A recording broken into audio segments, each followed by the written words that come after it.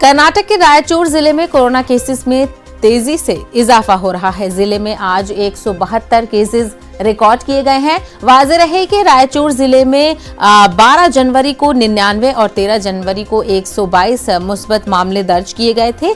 बढ़ते हुए केसेस को लेकर लोगों में काफी तशवीश देखी जा रही है। वहीं कोरोना की सूरत हाल पर नजर रखने के लिए जिला इंतजामिया की जानिब से मुख्तलिफ महकमा-ए-जात से ताल्लुक रखने वाले ऑफिसर्स को बहैसियत से नोडल ऑफिसर मुकर्रर किया गया है। इस तरह महकमा-ए-सेहत की जानिब से भी कुल 6 नोडल ऑफिसर्स को मुकर्रर किया गया है।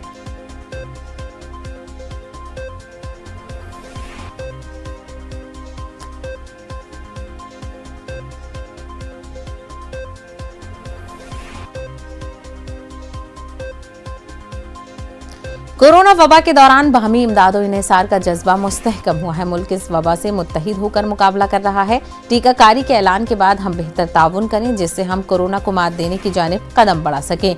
नेटवर्क 18 इस मुहिम में हर कदम पर आपके साथ रहेगा। जब तक सभी महफूज नहीं तब तक कोई महफूज नहीं होगा। इसी सोच की बुनियाद पर हमारी मुहिम संजीवनी का मकसद ये यकीनी बनाना है कि वैक्सीन पाना सभी हिंदुस्तानियों का हक है।